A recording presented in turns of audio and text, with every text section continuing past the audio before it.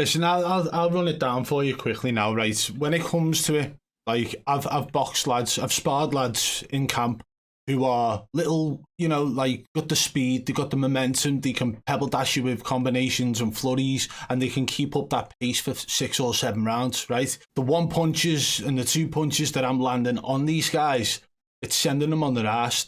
I think through camp now, there's been 3 guys who've ended up with cuts, 3 or 4 who've ended up with broken ribs, and that's all from me landing punches. And guess what? When I'm sparring at about 50% max. So when it comes to fight night and I'm coming up against a guy who's just recently lost a lot of weight, exposing his rib cage quite a bit, like there's a big potential for his rib cage to get bust up.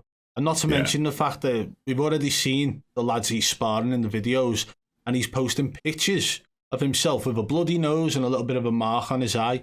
So if those small lads are able to actually catch him and make him bleed, I definitely think that there's going to be a rude awakening for him. I don't think he realises that boxing a heavyweight, when you're not a natural heavyweight, is going to be dangerous. It's a different type of power. You've obviously sent me a lot of footage that you haven't put online, and understandably so. You don't want to. You're not going to show everything you're working on, show everything you've got online for your opponent to see, and I get that. But from what I've seen from your footage, all the clips you sent me, especially from your sparring footage, like some of the lads that you're seriously rocking with, let's probably say 60-70% power in a spar, 50.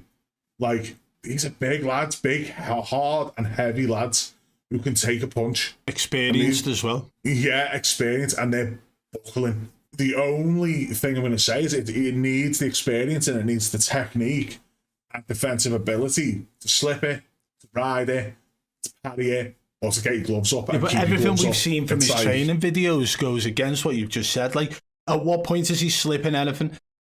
There's a clip of him where he's like, I think he actually shared it to Twitter, like, hit and don't get hit, right?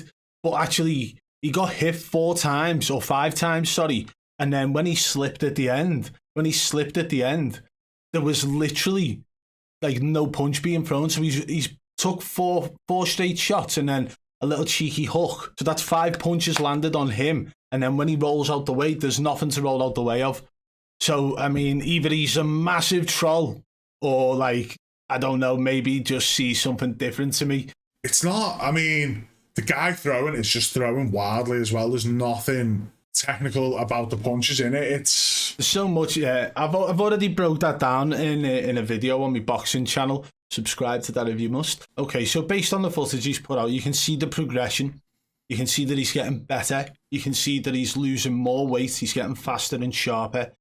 Yeah. But from the very early videos he was putting out, there was mistakes being made by him as a fighter, right? Now, do you know what? I'll correct that. There's mistakes being made by his coach as a coach for not teaching him to correct those mistakes. Keeping your hands up, when you're throwing shots, move your head in amongst it and around it and so on, right? When you're throwing punches, use your feet and your legs to throw the punches as well. Like all of these things. Early on I thought, okay, maybe he's a bit overweight. Needs to get a little bit fitter before he starts putting all these things into action. However, building through them to the most recent videos at the end of his camp, he's still making all those same mistakes.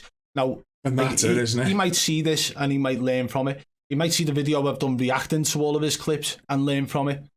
But all I can take away from it is that, like, if he hasn't learned in the past 3 months of camp, it's too little too late now, isn't it? It's too little too late. So even if he's thinking about it now, probably having sleepless nights about it, wondering whether or not he's making mistakes here and there, right?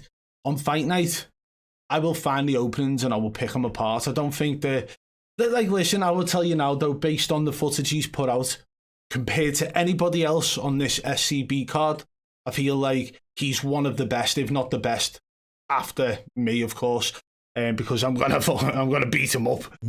So, but yeah, I do think he's done really well in the sense of a training camp and working hard and going to the gym and having his rest days and eating healthy and so on. He's done all that right.